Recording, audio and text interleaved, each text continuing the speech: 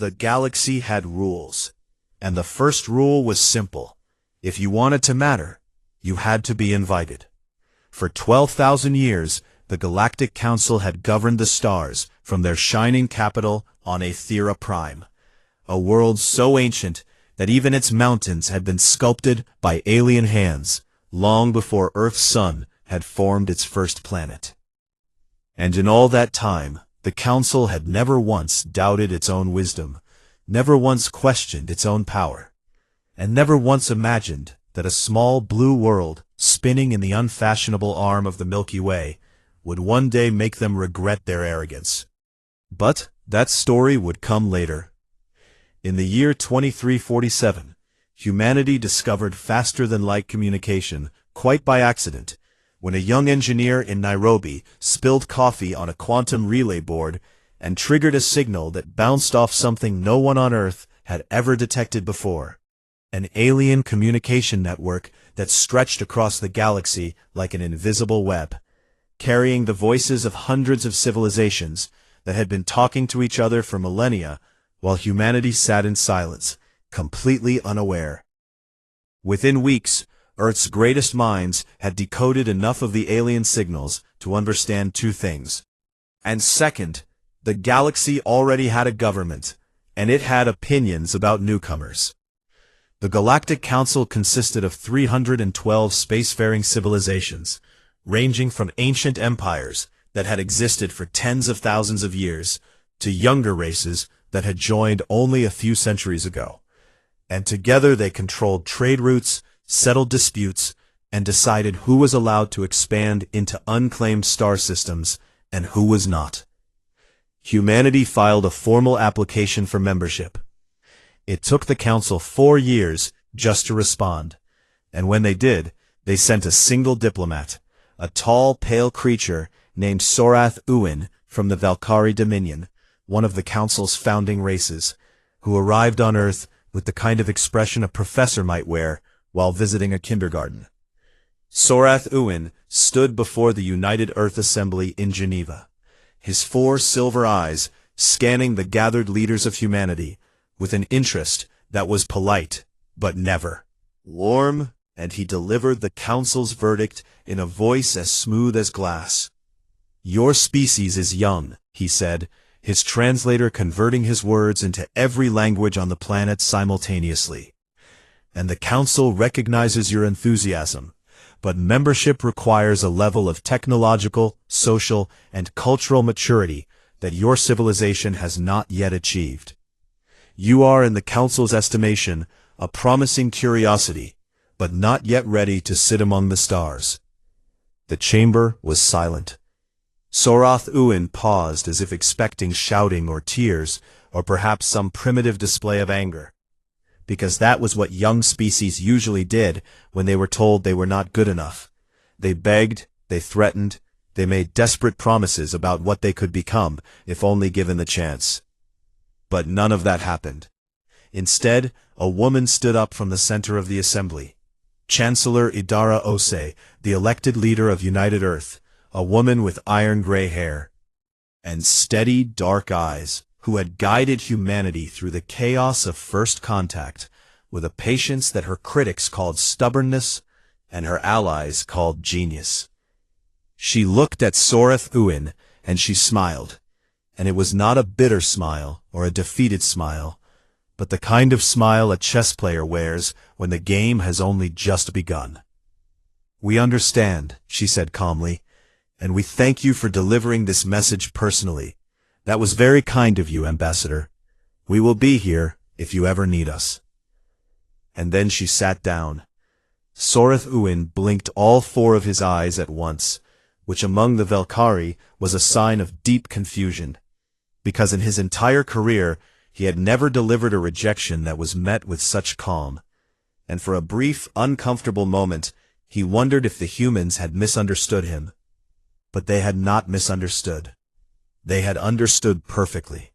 Chancellor Ose held a closed meeting with her inner circle that same evening in a windowless room beneath the assembly building, and the records of what was said in that room would remain classified for the next 40 years. But those who were present would later describe her words as the moment everything changed. "They think we are children," she told her advisors, her voice quiet but sharp as a blade. "And perhaps by their standards we are. But children grow, and we are going to grow faster than anyone in that council has ever imagined. We are not going to beg, we are not going to complain, and we are not going to make noise. We are going to go silent, and we are going to build. And when they finally notice what we have become, it will already be too late for them to stop us." The next morning, Earth's communication channels to the galactic network went dark. Not broken, simply silent. No messages were sent, no trade requests were filed, no diplomatic inquiries were made, and no further applications for council membership were submitted. The channel remained open, which meant Earth was still listening, but it had nothing more to say. The council noticed, of course, but they did not care. Species that were rejected often went quiet for a while, before crawling back with fresh appeals and renewed desperation. And the general assumption among council diplomats was that humanity would return within a decade, humbled and eager to accept whatever scraps of attention the council was willing to offer. A decade passed, and Earth said nothing. Then 2 decades. Then 3. Somewhere around the 25th year of silence, a minor Valkyrie analyst filed a report, noting that Earth's energy output had increased by a factor of 800 since first contact, and that human colony ships had been detected in at least 14 star systems within the Orion Spur. But the report was buried under more urgent matters: border disputes, trade negotiations, the endless politics of 312 civilizations trying to share a galaxy, and no one important ever read it. Behind the silence, Earth was transforming. The scraps of alien technology that Sorath Uin had unknowingly revealed during his visit, the principles behind his translation device, the energy signatures of his ship, the faint data embedded in council communication signals, had been studied, reverse-engineered, and then improved upon by human scientists who approached the challenge not with reverence, but with the stubborn, creative fury of a species that had been told it was not good enough. Within 15 years, Earth had developed its own faster-than-light drives, not copied from alien designs, but built from scratch, using principles that alien engineers would have considered impossible because they violated assumptions that the galaxy had held as truth for thousands of years. And that was the thing about humans that no one in the council understood yet. They did not just learn. They reinvented, they questioned, they broke rules that other species did not even realize were rules. Colonies spread across the Orion Spur like seeds carried by a quiet wind. New Accra, Nova Helsinki, Shenzhou Station, Port Esperanza, each one growing, building, and feeding resources back to Earth, which had become the beating heart of a civilization that was expanding faster than any species in galactic history. And still, Earth said nothing to the council. Chancellor Osei retired and passed the torch to her successor, and her successor passed it to the next. And through every transition, the policy remained the same: silence, patience, and relentless preparation. 40 years after Sorath Uin had called humanity a promising curiosity, the galaxy still thought of Earth as a quiet backwater populated by a young and unimportant species. The Draven hegemony was not the oldest civilization in the galaxy, but it was without question the most feared. They were a species built for conquest. Tall, armored beings with skin like dark stone and eyes that burned amber in the dim light of their warships. And for 6,000 years, they had expanded their territory by a method so simple it barely qualified as strategy. They arrived, they demanded surrender, and if surrender was not given, they destroyed everything and everyone in their path. The Galactic Council tolerated the Draven because the Draven were one of the 3 founding races, which meant they had helped create the Council in an age so distant that no one alive remembered the details. And that founding status gave them privileges that no other civilization enjoyed, including the unspoken right to annex systems that the Council classified as contested space, a term so vague and flexible that it could mean almost anything the Draven wanted it to mean. In the 40th year of Earth's silence, the Draven turned their attention to the Orion Spur. It was not personal. They barely knew humans existed, but the Orion Spur contained a cluster of resource-rich systems that the hegemony wanted. And the fact that some of those systems happened to be near human colonies was, to the Draven, as irrelevant as an insect sitting on a rock that they intended to crush. A war fleet of 200 Draven warships entered the Kepler 442 system on a cold Tuesday morning. Though, of course, morning meant nothing in space. But the humans on the planet below had just watched their sun rise, and the children in the colony's schools had just started their first lessons of the day, and the farmers in the eastern valleys had just begun their harvest, and none of them knew that 200 warships had appeared in their sky like a fist raised above a sleeping village. The colony was called New Acra, and it was home to 1,200,000 human beings. They were not soldiers. They were farmers and engineers and teachers and doctors and children. And they had built their colony on a green and gentle world that reminded many of them of the earth they had left behind, with wide rivers and golden plains and a sky that turned pink at sunset, in a way that made people stop whatever they were doing and simply watch. Commander Varric Thal of the Draven 7th Armada stood on the bridge of his flagship, the Iron Verdict, and looked down at the planet below with the kind of bored contempt that only a being who had conquered dozens of worlds could feel. Standard annexation protocol, he ordered his communications officer, broadcast the decree. The decree was simple and had been used 1,000 times before. This system now belonged to the Draven hegemony. All non-Draven inhabitants were to evacuate within one solar rotation, and any who remained after the deadline would be classified as hostile and dealt with accordingly. Dealt with accordingly was a polite way of saying killed. The broadcast reached the surface of New Acra within seconds, and within minutes it had been translated and relayed to every settlement on the planet. And for a long, terrible moment, the people of New Acra felt the kind of fear that comes from knowing you are very small and the thing threatening you is very large. But then something happened that Commander Varric Thal did not expect. Governor Samuel Achebe, a broad-shouldered man with a calm voice and steady hands who had governed New Acra for 12 years, sat down at his communication terminal in the colony's Capitol building and composed a reply. It was short. "We decline. Please withdraw." Varric Thal received the message on his bridge and read it twice, and then he laughed, a deep rumbling sound that made the junior officers around him flinch, because in 6,000 years of Draven conquest, no one had ever responded to an annexation decree with such absurd politeness. "They decline," he repeated to his officers, still laughing. "How charming. Mark the deadline and prepare bombardment protocols. If they are still there when the sun rises again, we will teach them what declining means." But Governor Achebe was not finished. He turned to a separate communication channel, one that was encrypted, private, and connected to a relay network that the Draven did not know existed. And he sent a second message, this one aimed at Earth.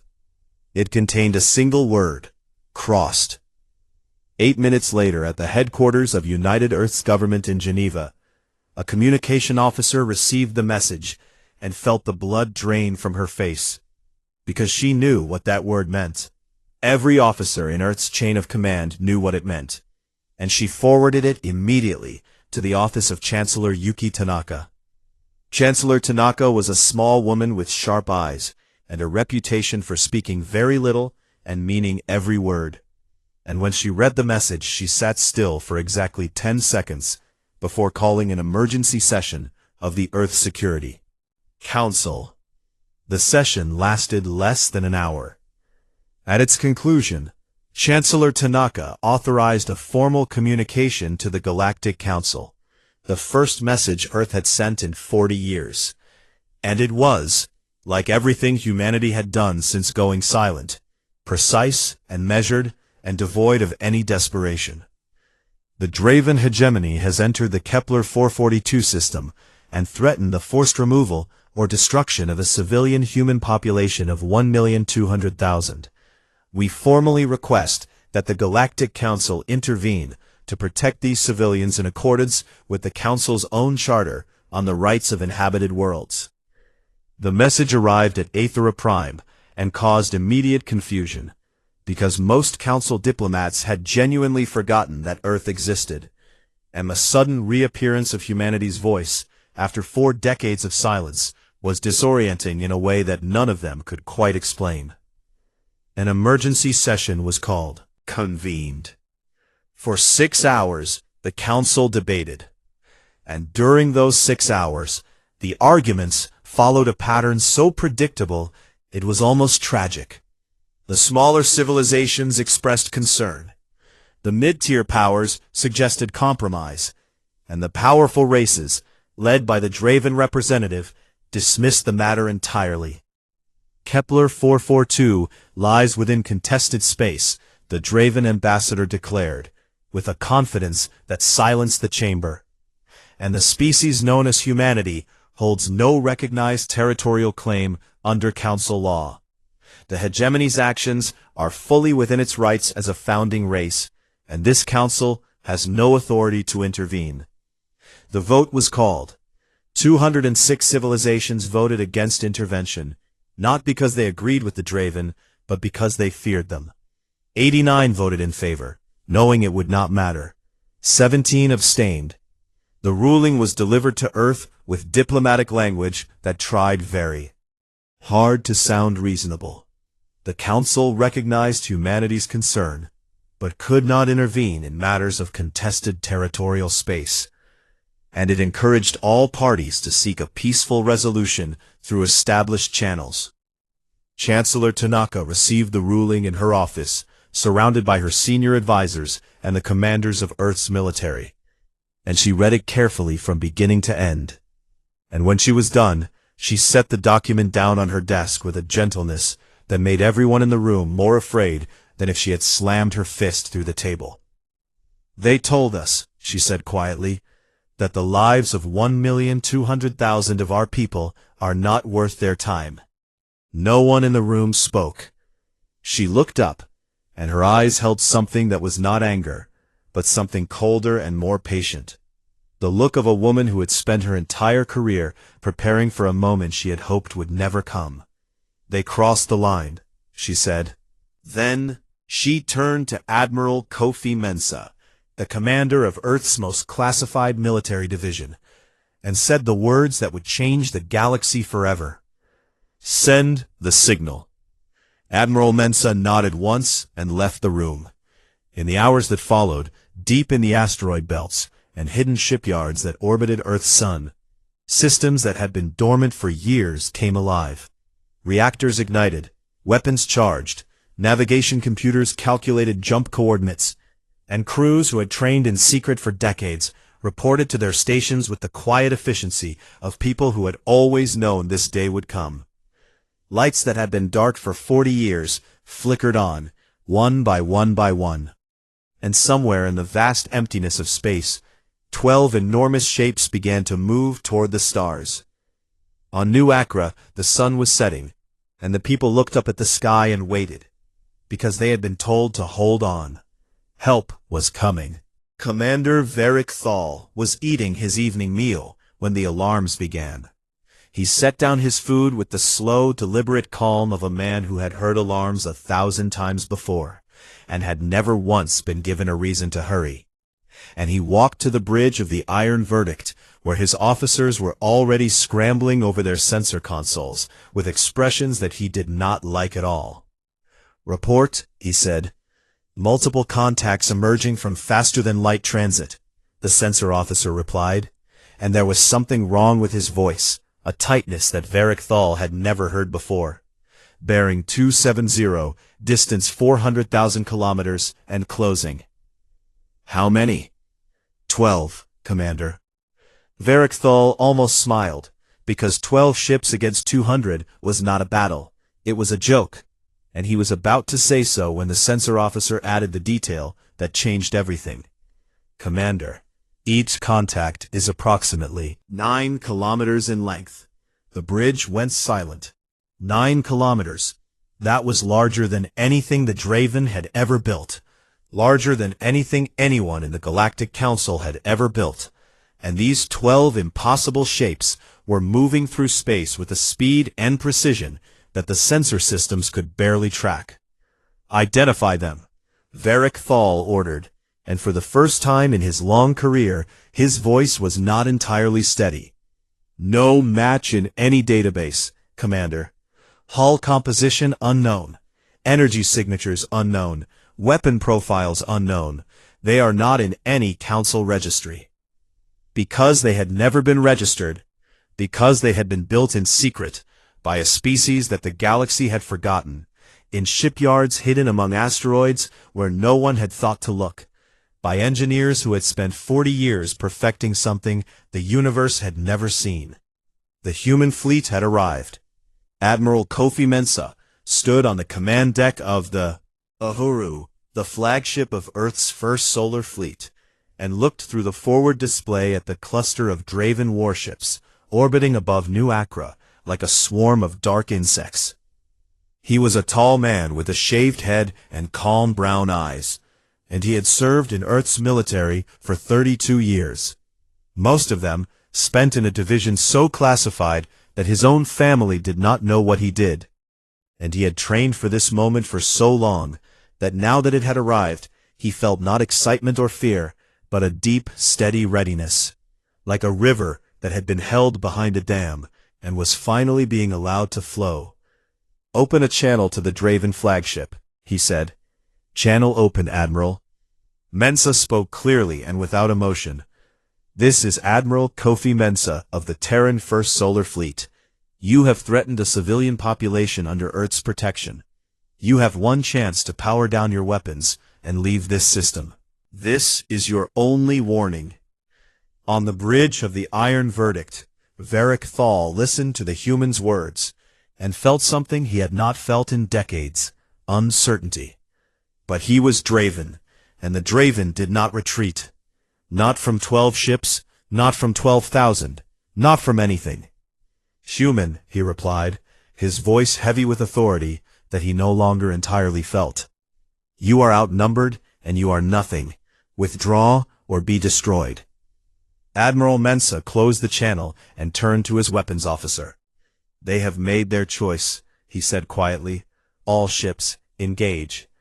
What happened next would be studied by every military academy in the galaxy for the next 1,000 years, and even those who studied it would struggle to believe it. The 12 human ships moved into formation, with a coordination so perfect it looked like a single organism splitting into parts, and they advanced directly into the center of the Draven fleet without hesitation, without fear, and without any of the defensive caution that the galaxy's military doctrines considered essential for survival. The Draven opened fire with everything they had: plasma cannons, kinetic accelerators, torpedo salvos that lit up the void like a second sun. And the barrage was enormous, overwhelming, the kind of concentrated firepower that should have reduced any fleet to scrap metal in seconds. The human shields held. Not just held, they adapted. With every volley that struck them, the shields shifted and changed, analyzing the incoming weapons and recalibrating in real time, so that each successive attack was less effective than the last. And within 2 minutes, the Draven's heaviest weapons were splashing harmlessly against barriers that seemed to learn faster than the gunners could fire. Then the humans fired back. The weapons they used had no name in any galactic language, because nothing like them had ever existed. Graviton lances that reached out across the void and twisted Draven hull plating like wet paper, folding warships in on themselves, as if a giant invisible hand had simply crumpled them. Electromagnetic cascades that washed over enemy vessels and killed every system on board simultaneously, leaving ships dark and powerless and drifting. Precision strikes so accurate they could disable a ship's engines without touching its life support, leaving the crew alive inside a vessel that could no longer fight or flee. The Dreven fleet erupted into chaos. Varric Thol screamed orders from his bridge, but his fleet was not designed for this. Dreven tactics were built on overwhelming force, on being the bigger and more powerful side, and they had no doctrine for fighting an enemy whose weapons they could not understand and whose shields they could not break. Ship after ship went dark, some folded by graviton lances, some shut down by electromagnetic pulses, some simply left drifting after surgical strikes cut them off from their own power cores. And through it all, the human fleet moved with a terrifying calm, never rushing, never wasting a shot, methodically working through the Dreven formation like surgeons cutting away diseased tissue. The battle lasted 11 minutes. When it was over, 168 Dreven warships were disabled and drifting, their crews alive but helpless inside darkened hulls. 31 ships had been destroyed, but only because they had refused to stop firing even after their weapons were the only system still working, and the human fleet had been forced to respond with lethal precision to protect New Acre below. One single Dreven ship escaped, a fast cruiser that had been at the edge of the formation, and had jumped to faster than light the moment it became clear that the battle was already lost. Varric Thal's flagship was among the disabled, and the great commander sat on his darkened bridge, surrounded by officers who stared at blank screens and dead controls. And for the first time in his life, he had no orders to give. Then the human ships did something that confused him more than the battle itself. They deployed rescue vessels. Dozens of small craft launched from the massive human ships and spread across the battlefield, docking with disabled Dreven warships, cutting through damaged airlocks and pulling Dreven crew. Members from wrecked compartments, where oxygen was running low and fires were burning and bulkheads were failing. Over the next 6 hours, human medical teams treated more than 14,000 Dreven wounded. Beings who had come to this system to kill human civilians were being bandaged and stabilized and fed by human hands. And the Dreven did not know what to make of it, because in their entire history, no enemy had ever shown mercy after a battle. And many of the rescued crew members were so disoriented by the experience that they simply sat in silence on the human medical ships, staring at the humans who had defeated them and then saved their lives. Admiral Mensa personally visited the Iron Verdict after its emergency power had been restored, and he stood before Commander Varric Thal in the dimly lit bridge, and the two commanders looked at each other across a distance that was not measured in meters, but in everything their civilizations believed about power and strength and what it meant to win. "Why?" Varric Thol asked, and his voice was rough and raw. "We came here to destroy your people. Why would you save mine?" Admiral Mensa considered the question for a moment, and then answered with words that would echo across the galaxy in the days and weeks and years to come. "Because we are not you."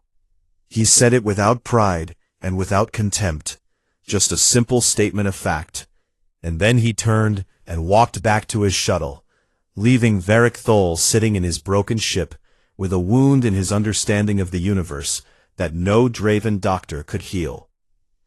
The surviving Dreven cruiser that had escaped the battle reached Council space within days, and its captain transmitted a full recording of the engagement to every Council communication channel simultaneously. The footage of 12 human ships dismantling 200 Dreven warships in 11 minutes, followed by 6 hours of human medical teams saving Dreven lives. pp. The recording played in the Great Hall of the Galactic Council on a Thyra Prime, and when it ended, The chamber was so quiet that you could hear the hum of the building's ancient power systems. For 12,000 years, the Council had governed the galaxy with the assumption that they knew every civilization that mattered, every weapon that existed, and every threat that could arise. In 11 minutes, humanity had proven all of those assumptions wrong. The Council's speaker, an ancient Valkyrie whose name carried more titles than most species had words, rose from his seat and spoke into the silence with a voice that trembled in a way it had not trembled in centuries. "Send a message to Earth," he said. "Request a formal audience, and use the word, please." The Galactic Council expected Earth to arrive with a fleet.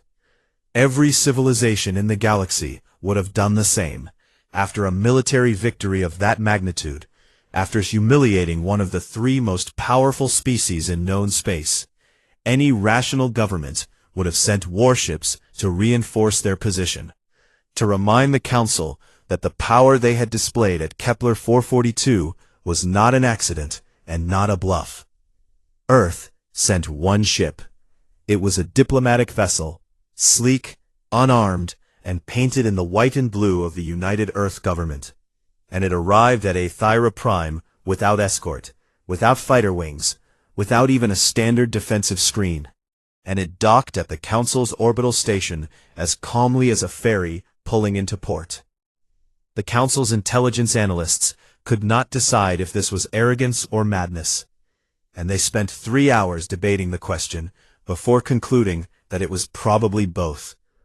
Chancellor Yuki Tanaka stepped off. The ship, accompanied by a delegation of 6, 2 diplomats, 2 legal advisors, a communications officer, and a historian, and she walked through the grand corridors of Aethira Prime with the unhurried pace of someone visiting a museum, rather than entering the most powerful political chamber in the galaxy. The corridors were lined with representatives of dozens of species who had come to see the humans with their own eyes, and Tanaka felt their stares, some curious, some hostile, some afraid, but she met none of them, and instead kept her gaze forward, because she had not come to Aethira Prime to be looked at. She had come to speak. The council chamber was a vast circular hall, built from a stone that glowed faintly blue, with tiered seating that rose in rings around a central platform where speakers addressed the assembly. And when Tanaka entered the chamber, every seat was full. 312 civilizations, thousands of diplomats and officials, all watching the small human woman who walked to the center of the floor as if she owned it. The council speaker called the session to order and immediately gave the floor to the Draven representative, because protocol demanded that the aggrieved party speak first, and the Draven considered themselves very aggrieved indeed. High Tyrant Kesaval of the Draven hegemony was an enormous figure, even by Draven standards, and he rose from his seat like a mountain deciding to move, and when he spoke, his voice filled the chamber with the kind of authority that came from ruling a civilization that had never known defeat, until now. "This council faces a crisis," Kesaval declared, his amber eyes burning as they swept the assembly. "An unregistered species with no standing, no membership, and no legal authority has committed an act of unprovoked military aggression against a founding race. They destroyed 31 Draven warships, killed Draven soldiers, and violated the sovereign territorial rights of the hegemony in a system that this very council ruled was lawfully ours." He paused and pointed one massive armored finger at Tanaka, who stood on the central platform looking up at him with an expression of polite attention. "This species, these humans, must be declared a rogue state. Their military assets must be seized or destroyed, and their leaders must face tribunal for crimes against the galactic order. Anything less would be an invitation to chaos." The chamber murmured with agreement from the powerful races and nervous silence from the smaller ones, and Kesaval sat down with the satisfaction of someone who believed the matter was already settled. Then Chancellor Tanaka was given the floor. She stood in the center of that vast alien chamber, surrounded by thousands of beings who were older, larger, and more powerful than her in every measurable way. And she did not raise her voice. She spoke quietly, and the chamber strained to hear her. And that was exactly what she wanted, because a room full of powerful beings leaning forward to catch your words is a room that is already listening. 40 years ago, she began, a representative of this council stood before the people of Earth and told us we were not ready. He called us a promising curiosity, and we accepted that judgment with grace. We did not argue, we did not threaten, and we did not beg. We simply said that we would be here if you needed us, and then we went quiet. She paused and let the silence do its work. For 40 years we asked nothing of this council. No trade, no technology, no protection, no recognition. We built our world and our colonies with our own hands, and we did not bother anyone.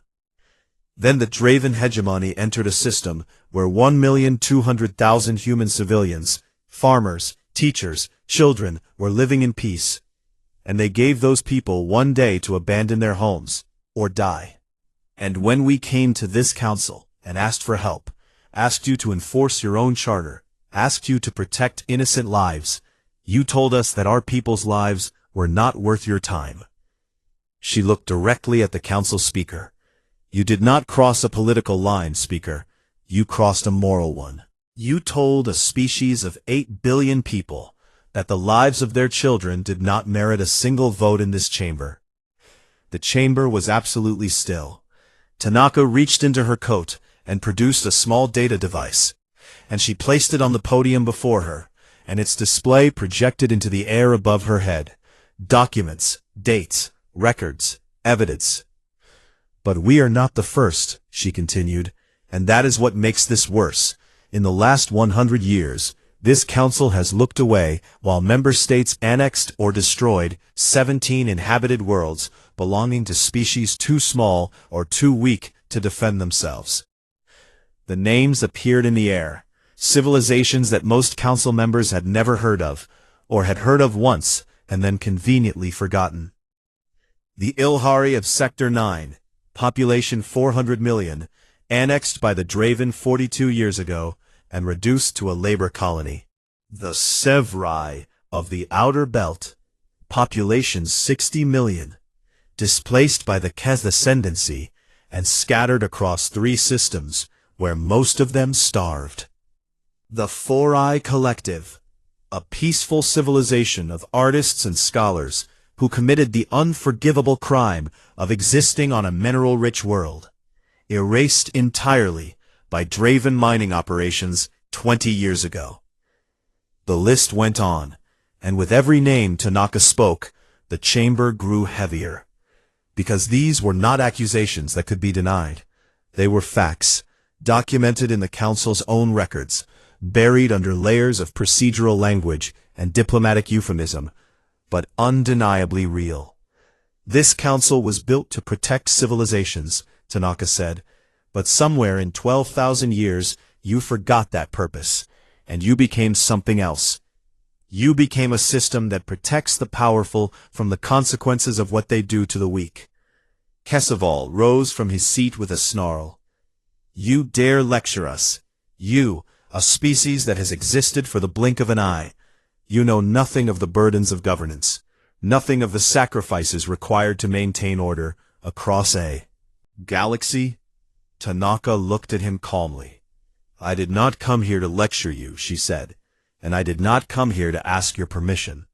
She touched the data device again, and the display changed. A map of the galaxy appeared, and across the Orion Spur and beyond, dozens of star systems began to glow with a soft blue light. For the past 40 years, while this council ignored us, we were not idle. We reached out to the civilizations you forgot, the species you dismissed, the worlds you abandoned. We traded with them, we shared technology with them, we built infrastructure with them, and we signed mutual defense agreements with them. The blue lights spread across the map. 90 worlds, scattered across multiple arms of the galaxy, connected by trade routes and communication networks and defensive alliances that the Council had never detected. Together we are called the Terran Compact, Tanaka said, and we represent 90 inhabited worlds, 100 billion sentient beings, and a combined industrial capacity that this council has never accounted for in any of its strategic projections. The chamber erupted. Diplomats shouted, translators struggled to keep up, and dozens of species turned to their intelligence officers, demanding to know how this had happened under their watch. How an entire alliance of nearly 100 worlds had formed in the shadows without anyone in the most powerful government in the galaxy noticing. Because they had not been looking, that was how.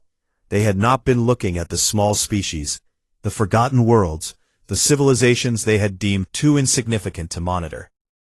Tanaka waited for the noise to subside, and when it did, she laid out Earth's demands. Not for power, not for territory, not for revenge, but for reform. A new charter that protected every inhabited world regardless of size or technological level. An end to forced annexation by any member state. Independent tribunal to settle disputes.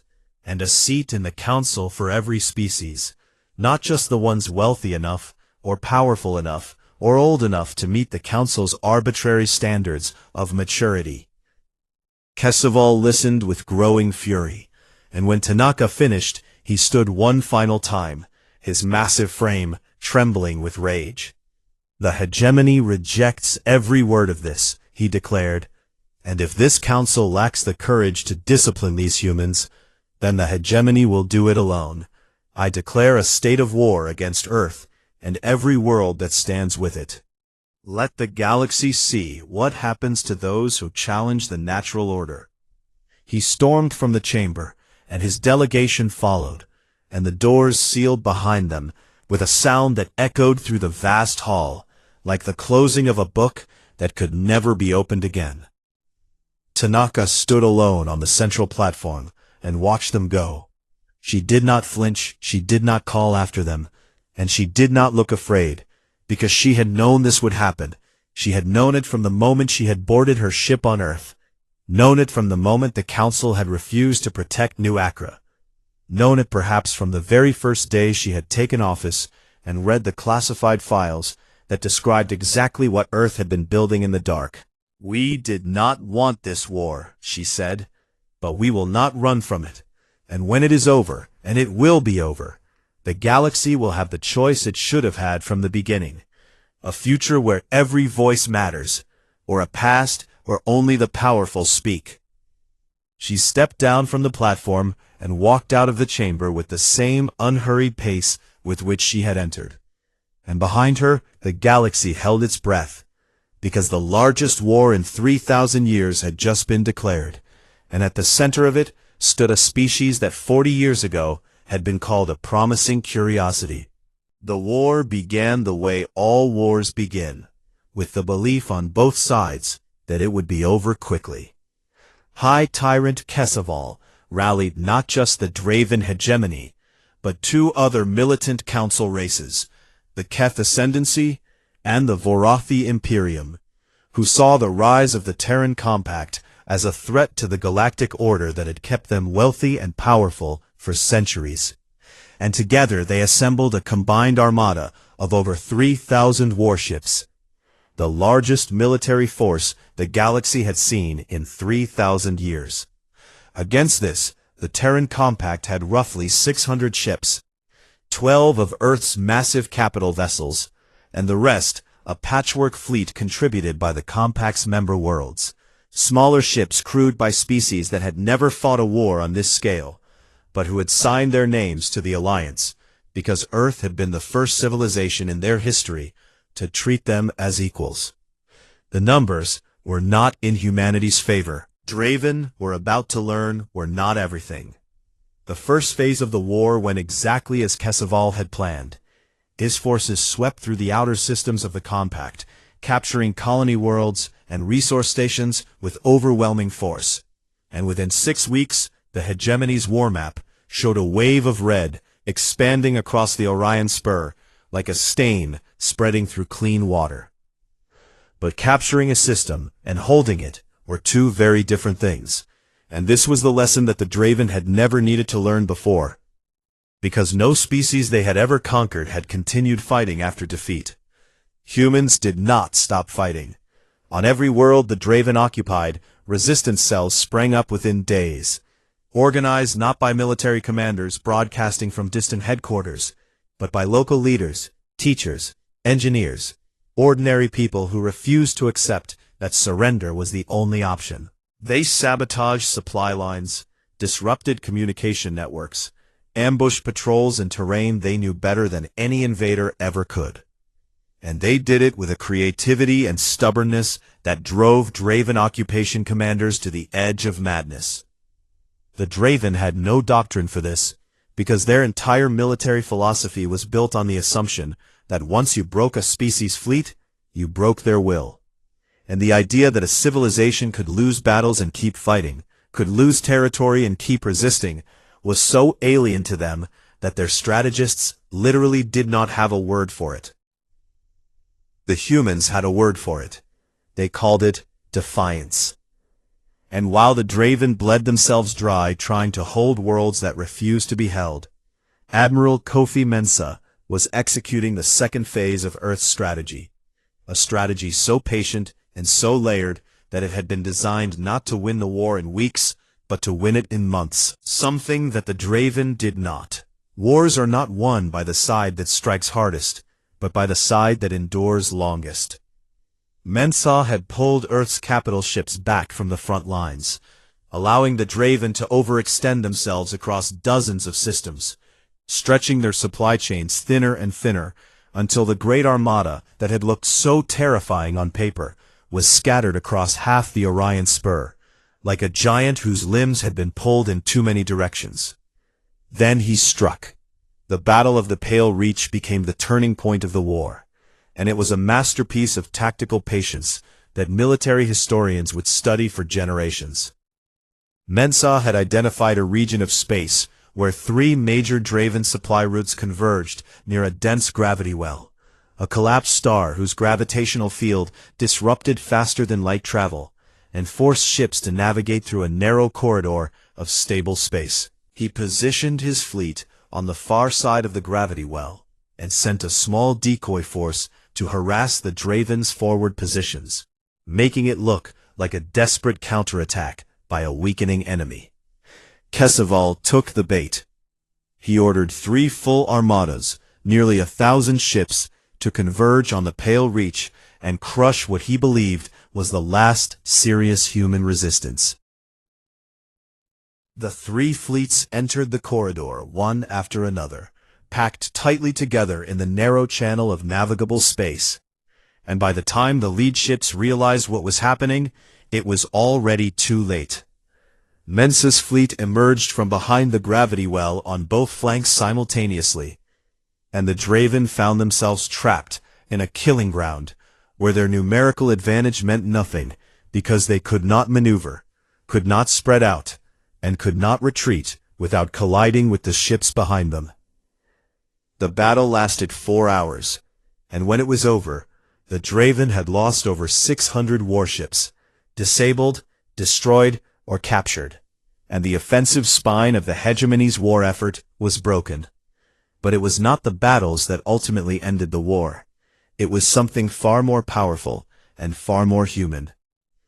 Throughout the entire conflict, from the very first engagement to the very last, Earth maintained a policy that baffled the galaxy. Draven prisoner of war was treated with dignity.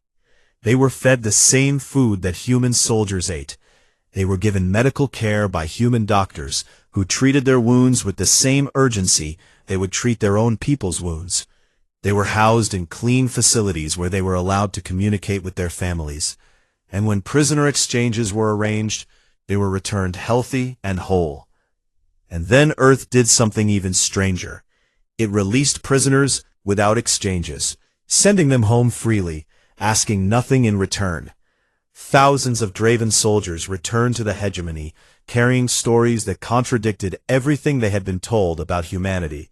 Stories of human medics working through the night to save a Draven soldier's life, of human guards sharing their own rations during a supply shortage, of a human commander who had personally apologized to a group of captured officers for the discomfort of their temporary holding. Facility P. These stories spread through the Draven military like water through cracks in stone, and they did more damage to the hegemony's war effort than any weapon Earth had ever fired, because you cannot convince soldiers to hate an enemy that has saved their lives. On the Draven homeworld, cracks began to appear, not in the planet's surface, but in its political foundation. The war had been sold to the Draven people as a quick punishment of an upstart species, and instead, it had become a grinding nightmare that consumed ships and soldiers and resources with no end in sight. And the veterans who returned from human captivity brought with them a question that the hegemony's propaganda could not answer. If the humans were the monsters the High Tyrant claimed they were, then why had they shown more mercy to Draven soldiers than the hegemony had ever shown to anyone? 6 months into the war, the cracks became a fracture, and the fracture became a collapse. A coalition of Draven military commanders and civilian leaders, many of them influenced by returning prisoners of war, launched a civil uprising against High Tyrant Kesseval. The uprising was swift and decisive, and within 2 weeks, Kesseval was removed from power, and a new Draven government sued for peace. The Treaty of Pale Reach was signed aboard the Uhuru, Admiral Mensa's flagship, in a ceremony attended by representatives of every compact world and observed by the entire Galactic Council. And this was where humanity surprised the galaxy one final time. The treaty demanded no reparations from the Draven, no payments, no resources, no territory. It demanded no subjugation, no disarmament, no occupation of Draven worlds. Earth did not take a single thing from the species that had tried to exterminate its people. Instead, the treaty enshrined the Compact Charter, the very reforms Chancellor Tanaka had proposed on Aethira Prime, as binding galactic law: protections for all pre-tier species, abolition of forced annexation, an independent tribunal for disputes, and a seat in the Galactic Assembly for every inhabited world, regardless of its size or age or technological level. The Galactic Council, diminished, humbled, and unable to deny that its old order had failed, ratified the charter, not because Earth's fleet forced them to, but because the galaxy's smaller species, the forgotten worlds, the civilizations that had been silent for centuries, stood together and refused to accept anything less. In the years that followed, the galaxy changed in ways that no one had predicted. Trade routes opened between worlds that had never spoken to each other. Technologies were shared freely across species lines, and civilizations that had lived in fear of annexation for generations finally began to build their futures without looking over their shoulders. On a warm afternoon on Aethira Prime, in the newly reformed Galactic Assembly, Chancellor Yuki Tanaka took her seat for the first time. Not at the head of the chamber, not above anyone else, but among the representatives of 400 worlds, one voice among many. A delegate from the Velkari Dominion, the same species that had rejected humanity 40 years ago, approached her after the session and asked a question that had been bothering him since the war ended. "Why did you wait so long?" he asked. "You had the power to demand your place decades ago. Why did you stay silent?" Tanaka looked at him with the same steady calm that had carried her through the war, through the council chamber, through every moment when the easy choice would have been to strike first and speak later. "Because power without patience is tyranny," she said. "We did not want to rule the galaxy. We wanted to make sure no one else could rule it either. We stayed silent because we were building something worth speaking for." The Velkari diplomat considered this for a long moment, and then he did something that no member of his species had ever done to a human. He bowed, deeply and sincerely, and when he rose, there was something in his silver eyes that looked very much like respect. Tanaka returned the bow, and then she walked back to her seat, among the others, equal and no more. That evening, on a small green world in the Kepler 442 system, the people of New Accra watched their sun set in a sky that turned pink the way it always did, and the children played in the fields the way they always had, and the farmers brought in their harvest the way they always would, and somewhere above them the stars shone down on a galaxy that had finally learned what it meant to listen. Earth had remained silent for 40 years, and when it finally spoke, the galaxy learned that silence was never weakness. It was preparation, it was restraint, and it was mercy, extended once to those wise enough to accept it.